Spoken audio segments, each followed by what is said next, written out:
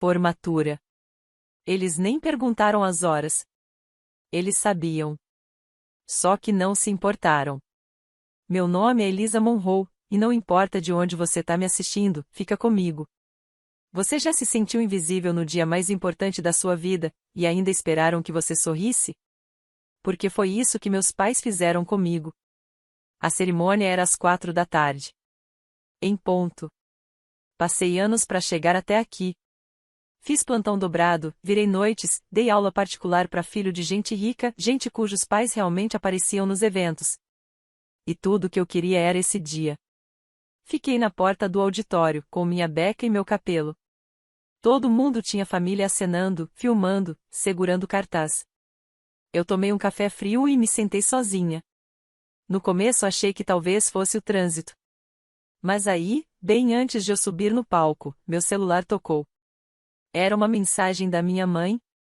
Filha, a gente vai pular a formatura. Seu irmão tá precisando da gente. Agora, você não é a prioridade. Assim mesmo. Sem desculpa, sem explicação. Eu li 4 vezes. Depois sorri. Não porque eu tava bem, mas porque, naquele momento, algo em mim ficou claro.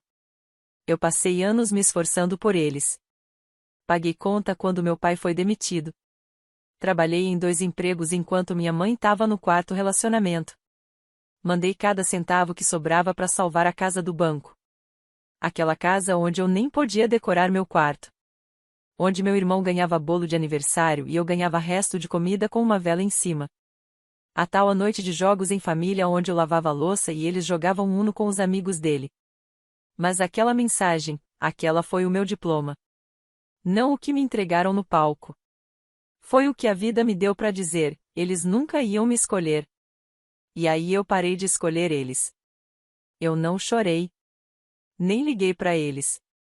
Quando subi no palco, entreguei meu diploma para minha melhor amiga, Ava, abracei meu professor e fui embora em silêncio. Cheguei em casa, fui direto pro meu quarto, abri o aplicativo do banco. A hipoteca da casa estava no meu nome, porque o meu nome era o único com crédito limpo bastante para conseguir o financiamento. E eu tinha dito sim quando eles pediram ajuda. Cliquei em cancelar pagamento automático. Depois escrevi um bilhete num papel qualquer e deixei na cozinha. Você tem razão. Eu não sou a prioridade de vocês. Então vocês também não são mais a minha.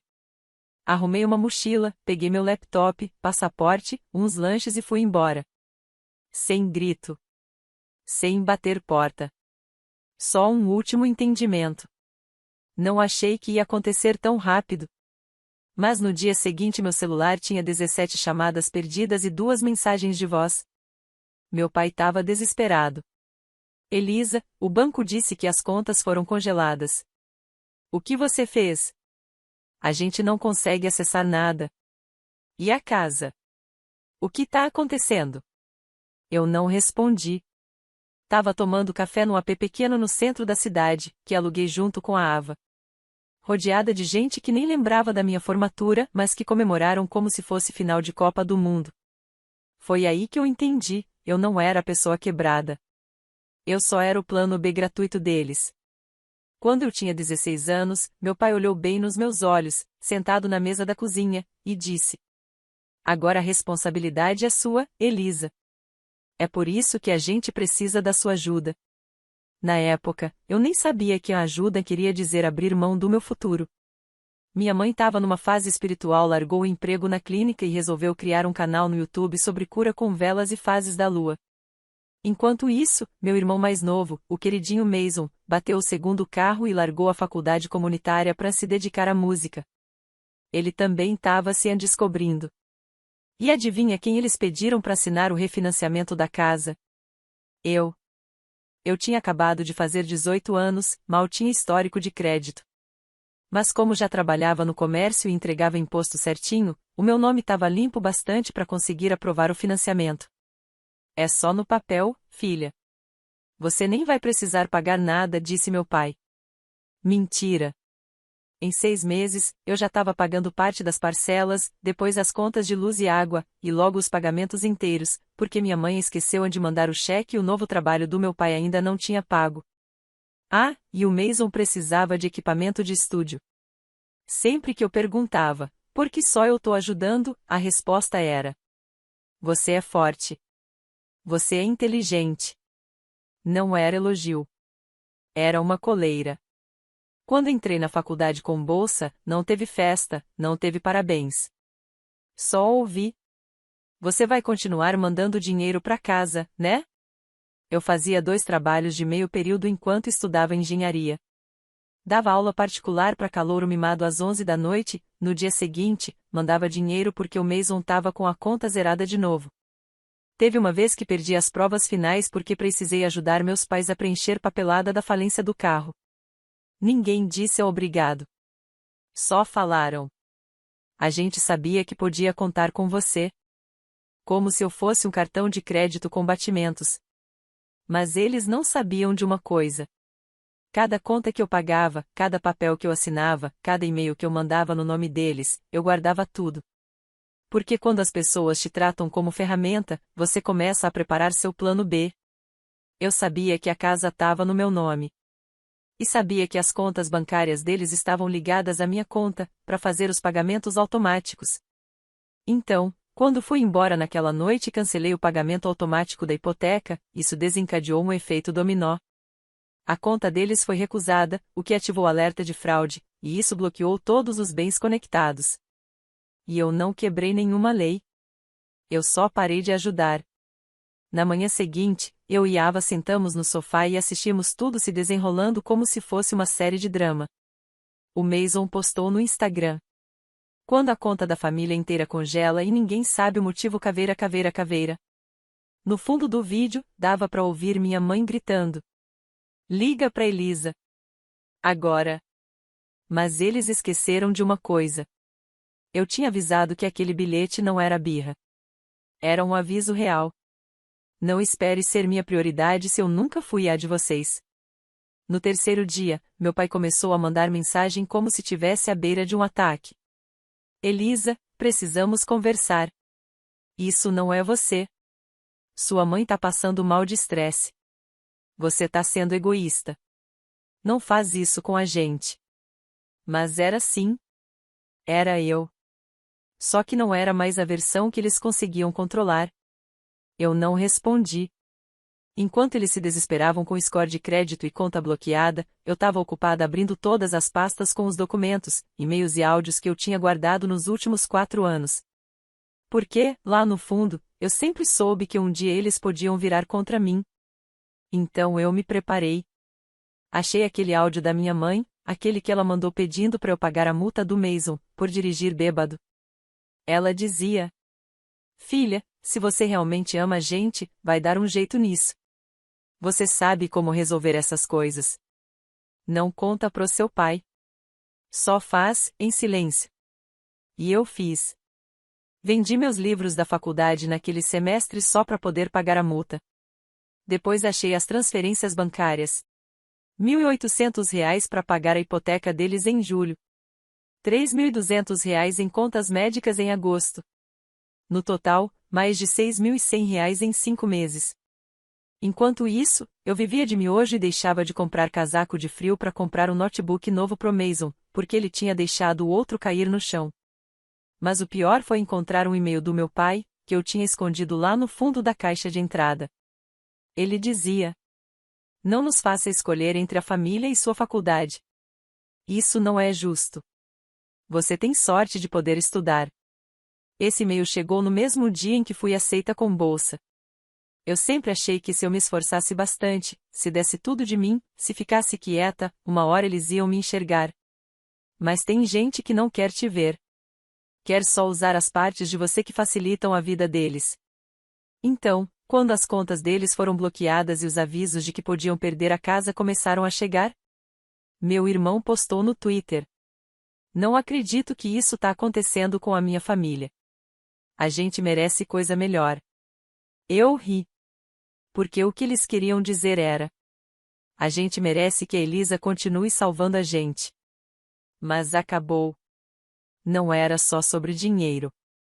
Era sobre cada aniversário que eles esqueceram. Cada vez que ficaram um dia sem falar comigo. Cada vez que me diminuíram quando ganhei um prêmio. Cada vez que me disseram: você é muito sensível. E todas as vezes que eu implorei: só aparece. Só me apoia uma vez. Lembrei até da noite antes da minha formatura. Mandei mensagem no grupo da família. Amanhã é minha formatura. Espero vocês lá. Ninguém respondeu. Nenhum a curtir. Horas depois, veio só uma mensagem. A gente não vai. O Mason precisa da gente. Nenhum parabéns. Nada. Mas agora eles precisavam de mim. Teve uma noite que a Ava me encontrou na sala, cercada de papéis, pastas, prints. Eu não tava chorando. Nem brava. Tava só respirando, como se finalmente eu tivesse pisado num lugar firme. Ela perguntou: o que você tá fazendo com tudo isso? Olhei para ela e respondi baixinho: tô montando uma linha do tempo. Se um dia eles tentarem vir pra cima de mim na justiça, eu vou mostrar tudo. Todas as vezes que eu paguei pra ser amada. Tudo começou com uma carta. Não era longa, só uma página digitada.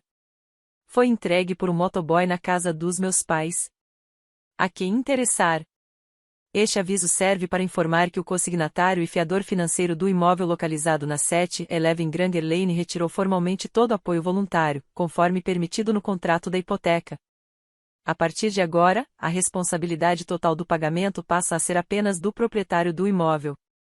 Não tinha nem minha assinatura. Mas eles sabiam. Sabiam exatamente quem tinha mandado. Porque sabiam muito bem o que tinham feito. No dia seguinte, meu celular explodiu de mensagens. 32 ligações. 5 mensagens de voz. Uma da minha mãe chorando. Outra do meu pai, tentando parecer calmo, mas já sem controle nenhum. Elisa, escuta.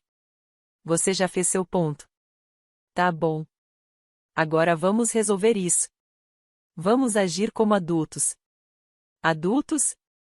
Adultos de verdade não dizem pra filha: você não é nossa prioridade.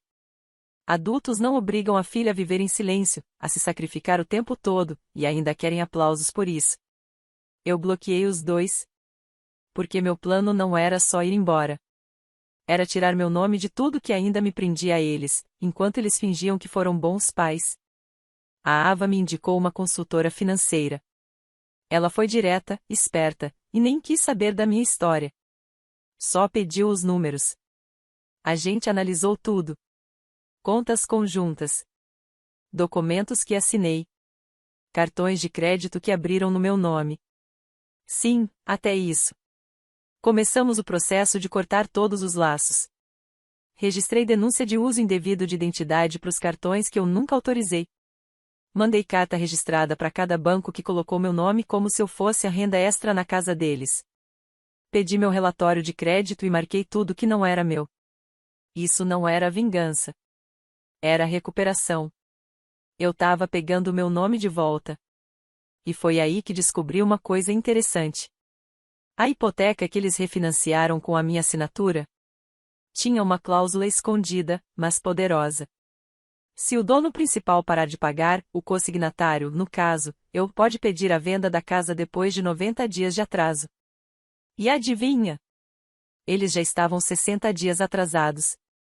O relógio tinha começado a contar. O Mason postou no Facebook: estão tirando nossa casa. Mandei em orações. Os comentários: uma loucura. Como isso aconteceu? A irmã dele era tão inteligente. O que deu nela? Tá com inveja, certeza. Quase engasguei no chá. Inveja? De um homem criança que nunca lidou com as consequências. Que fez uma tatuagem com o dinheiro do aluguel e depois disse que foi culpa de um bloqueio emocional. Não. Isso não era inveja. Era liberdade. Era eu usando meu próprio rosto, pela primeira vez. E aí veio o e-mail do meu pai. Se essa casa for perdida, sua mãe talvez não aguente. Saiba que a culpa por destruir essa família vai ser sua. E eu respondi: A casa não tá destruindo a família. A mentira tá. Eu só tô saindo dos escombros que vocês mesmos construíram. O aviso final de execução da hipoteca chegou numa quarta-feira. Carta registrada, com selo vermelho e tudo. Colaram na porta da frente como se fosse um aviso de vergonha. A mesma porta que eu abria cheia de sacolas nas mãos e esperança no coração. Esperando, talvez, ouvir um obrigado. Agora, essa porta estava trancada, de dentro para fora. Contra mim. Mas não contra a verdade. Em 48 horas, a notícia tinha se espalhado pelo bairro todo. Todo mundo comentando nos grupos, mandando print do aviso. Vizinhos cochichando nas varandas, como se fosse fofoca de novela. E o mais irônico? Tentaram me culpar. Meu pai postou no fórum da comunidade. Estamos passando por dificuldades financeiras. Nossa filha cortou os laços com a gente de forma inesperada, mas vamos superar. Inesperada? Eu deixei anos de sacrifício como prova. Eles não me perderam de uma hora para outra. Eles foram me empurrando até não sobrar mais nada para eu dar. O banco me ligou, todo educado, perguntando se eu queria voltar a pagar a dívida. Eu respondi: não. Já fiz minha parte. E tenho tudo documentado. A atendente ficou em silêncio por uns segundos e depois disse baixinho: muito esperto da sua parte. Na terceira semana, as coisas começaram a apertar. Cortaram a luz. Depois o gás. Depois a água. Eles começaram a viver como invasores dentro da própria casa. A mesma casa que diziam que seria a herança da família. Aí o Mason tuitou de novo: imagina se voltar contra a própria mãe desse jeito. Que mundo frio. Quase respondi. Mas nem precisei. Debaixo do tweet dele, uma menina que estudou comigo no ensino médio comentou: ué, não foi a Elisa que pagou sua conta do hospital quando você quebrou o braço naquela festa escondida dos seus pais? Mundo frio, né? Outra pessoa comentou: e a cirurgia da sua mãe? A Elisa que bancou, né? Lembro do vaquinha online ter sumido do nada depois. As pessoas lembravam. Mesmo fingindo que não. E, devagarzinho, a verdade foi aparecendo. Enquanto isso, eu mandei um pedido oficial para tirar meu nome do título da casa. Ia levar 30 dias para processar. Tempo suficiente para a casa ser listada no site da prefeitura como imóvel em leilão. E então aconteceu. Casa de $480 mil listada para reintegração de posse judicial. Nunca vou esquecer a ligação que veio depois. Número bloqueado. Minha mãe. Voz trêmula. Elisa, a gente tá perdendo tudo. E pela primeira vez, não tinha drama, não tinha chantagem. Só o som de alguém que percebeu que o chão tinha sumido. Mas já era tarde demais. Eu só disse uma frase. Você faltou na minha formatura para cuidar do seu filho. Eu pulei a queda de vocês para salvar minha alma. E desliguei. Naquela noite, eu e a Ava acendemos uma vela. Não foi para comemorar o que eles perderam. Foi para honrar a parte de mim que finalmente desistiu. Porque quando você é manipulado a vida toda, o mais difícil não é ir embora. É acreditar que você merece ir. O leilão foi numa terça-feira nublada. Eu não fui. Não precisava. Eu já sabia o que eles estavam perdendo. E não era só a casa. Era ilusão. O mito de que eles eram os pais bons, generosos, vítimas da filha ingrata. Mas a verdade? Eles nunca foram vítimas. Foram os arquitetos. E construíram um trono nas minhas costas. Depois do leilão, a casa foi vendida em 12 dias. Abaixo do valor de mercado. Compra rápida, à vista. Vi a listagem desaparecer com um clique. Simples assim. E quando Mason postou uma story com malas na garagem e a legenda: novo capítulo. Mesmo os haters. Eu não senti nada. Sem raiva. Sem vontade de comemorar. Só paz. Enquanto eles brigavam por abrigo, eu finalmente estava construindo o meu. E não. Eu nunca mais voltei pro bairro antigo. Eu não passei mais em frente à casa. Não precisava ver aquelas paredes onde eu tanto chorei. Em vez disso, foquei na versão de mim mesma que fui forçada a deixar para trás. A menina que desenhava plantas de casa em guardanapos na hora do almoço. Que sonhava em criar casas, não só para sobreviver, mas para viver bem. Então, me inscrevi num curso de arquitetura fora do país. Preparei meu portfólio. A carta de recomendação? Foi o tio da Ava, um urbanista aposentado. Ele escreveu com os olhos cheios de lágrimas. Ela se reconstruiu dos escombros. O mundo merece ver o que ela vai construir agora. E eu passei. Um mês depois, entrei no avião com só 2 malas e um sonho claro. Enquanto eles ainda se agarravam às migalhas de conforto, eu comecei a viver uma vida que eles nunca imaginaram para mim. Não porque não podiam ver, mas porque tinham medo que eu percebesse que podia ter tudo, sem eles. E pela primeira vez em muitos anos, voltei a sentir orgulho do meu nome. Elisa Monroe. Não o plano B. Não o apoio emocional. Não há que conserta tudo que eles destruíram. Só eu. Livre. Sem precisar da aprovação de ninguém. E sem culpa. Uma noite, recebi um e-mail do Mason. Assunto: você venceu. Quase apaguei. Mas a curiosidade falou mais alto. A mamãe tá dormindo no sofá. Papai pega bico atrás de bico. Acho que você estava certa. Eu achava que você era exagerada. Mas agora entendi. Você não queria machucar ninguém. Você só parou de se machucar. Eu não respondi. Não por raiva. Mas porque tem mensagens que não precisam de resposta. Elas só confirmam o que você já sabia. Eles só entenderam, quando já era tarde demais. Paris. Não um cartão postal, nem um sonho distante. Agora era minha realidade. Ruas de pedra, cafés na calçada. E uma arquitetura que parecia respirar. Por onde eu andava, os prédios contavam histórias. Não de dor, mas de sobrevivência. Comecei a desenhar de novo. Não porque alguém esperava isso de mim, mas porque eu queria. Meus professores enxergaram algo que ninguém da minha casa jamais viu. Uma voz. Não só nos desenhos, mas no jeito de pensar, no jeito de olhar o mundo. Um deles me disse: seu trabalho tem sentimento. Você não constrói só prédios. Você constrói memória. Isso me fez lembrar da casa que eu tentei salvar umas 100 vezes. A mesma onde nunca me deixaram pendurar uma foto na parede. Quantas meninas vivem em casas onde não são bem-vindas? Quantas mulheres passam anos sustentando famílias que as descartam no momento em que param de servir? Então, comecei a desenhar um novo tipo de lugar. Um espaço para elas. Apresentei a ideia para uma ONG local, Projeto E-Arte. Um lar de transição para mulheres afastadas de suas famílias. Não só um abrigo, mas um refúgio. Um lugar de cura. Cada quarto tinha o nome de uma palavra que eu precisei resgatar na minha vida. Valor. Voz. Descanso. Fogo. Lar.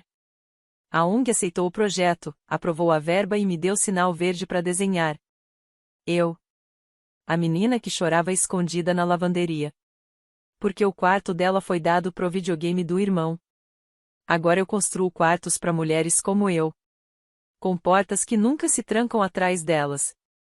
Mandei para Ava o primeiro rascunho da planta do projeto.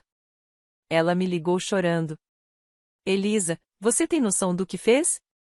Você transformou sobrevivência em arte. Você transformou dor em abrigo.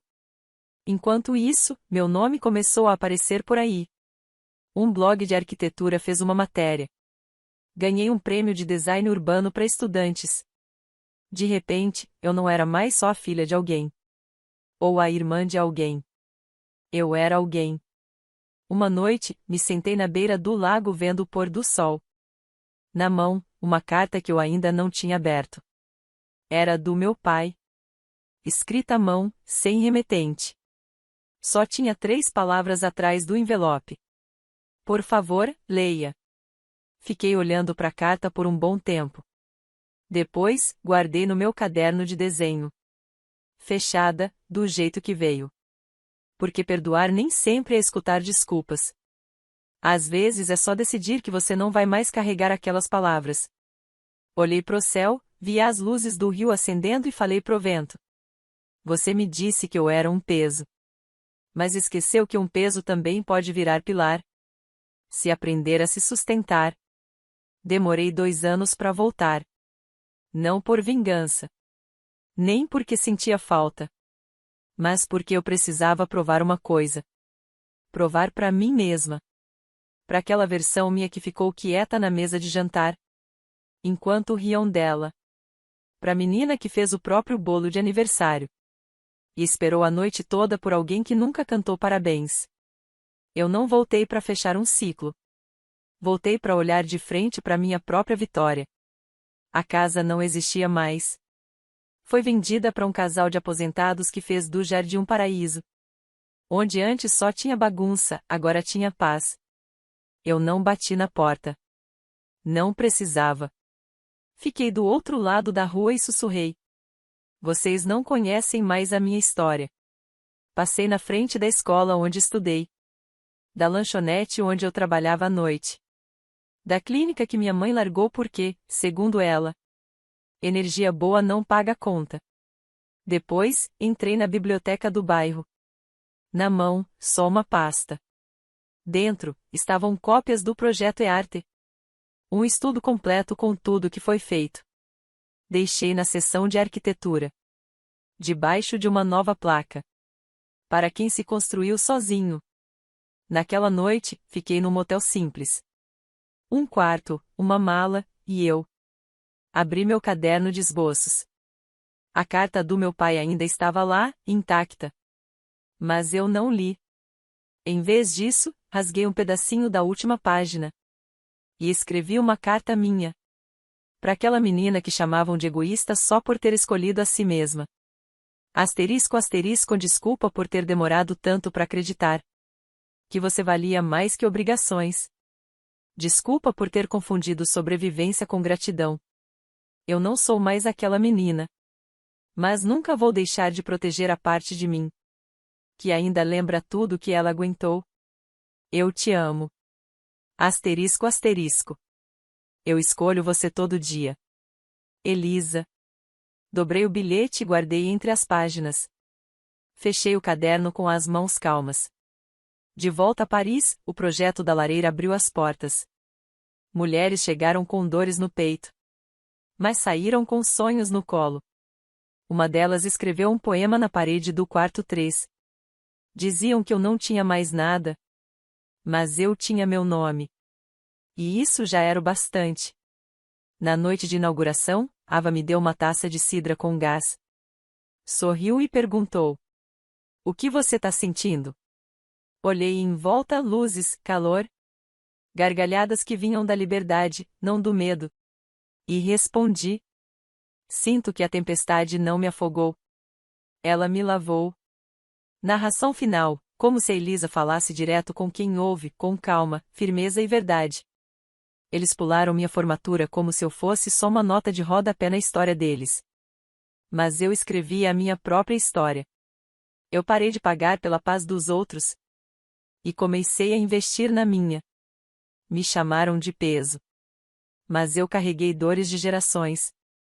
E ainda assim consegui construir luz com os pedaços.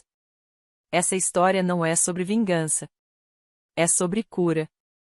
E talvez seja só sobre uma menina. Que, no fim, virou o próprio lar.